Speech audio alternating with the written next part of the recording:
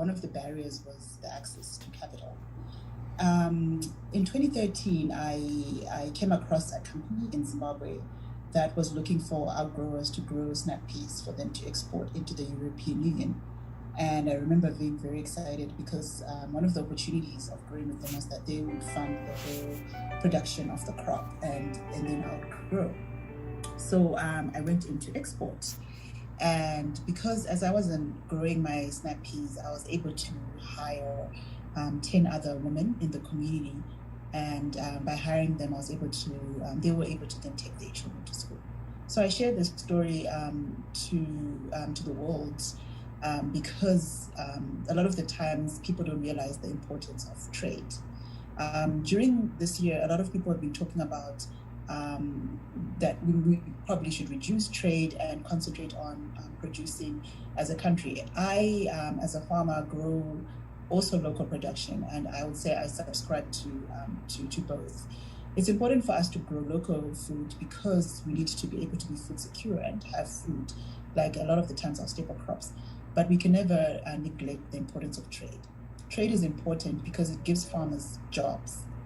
In Zimbabwe, we generate 20% of our gross domestic product through trade of vegetables and fruits, and we have a good trade agreement with the Euro Zimbabwe trade agreement, which allows farmers to grow produce and send to different countries like the Netherlands with a low tax.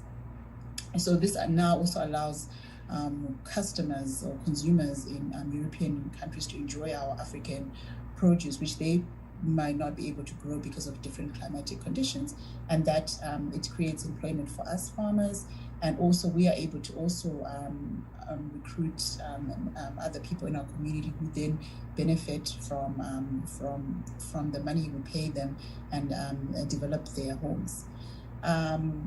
Some of the produce that we have been growing a lot in Zimbabwe are fresh vegetables and flowers. During COVID, we experienced a delay in being able to send our produce. And some of the recommendations which I would have is that when we look ahead, we realize that pandemics like COVID might happen again, or we might have something else that's climate related that can result in farmers not being able to send their produce. What are the things that we need to think about? Well, for starters, we need to look at how can we develop our countries better. We need better cold chain management, because a lot of the farmers who are growing these produce, these vegetables and flowers, are smallholder farmers, and a lot of the times they don't have cold chain facilities at their farms and the different distribution channels. So we need to look at how then can investment flow so that we're able to then create these cold chain facilities that can allow for longer storage. The second thing is we need to look at how can we have cultivars that we are growing, or farmers need to start adapting to cultivars that have a longer shelf life, because we can no longer have produce crops that have low shelf life and then are spoiled because we are unable to ship. We also then need to look at how can we make sure that we are insured from farm gate all the way until our produce reaches farmers, because with situations like this, the most affected are unfortunately the farmer, because the farmer is the one who sent the produce, and if the buyer doesn't show up to market because of the different challenges, the one who takes the beating is the farmer. So those are some of the recommendations that I would have in terms of when we're looking at how can we better create trade agreements. And then as a continent, something that we have also seen is how can we as Africa trade amongst ourselves, which is something that hasn't happened a lot in the past. But over a few years ago, some of the countries in Africa signed the COMESA trade agreement, which allowed for easy flow of produce within countries. And now there's a One Africa trade agreement, which allowing for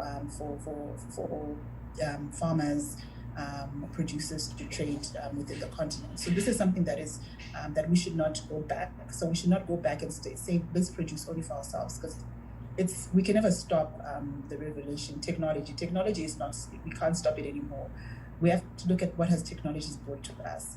For example, I am in Zimbabwe here, but I can contribute my remarks on this platform because of technology.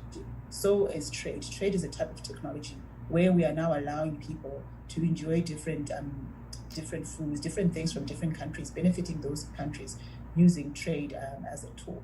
So we need to look not only as trading amongst, because Africa trade is very low, we need to look at how can we increase that trade.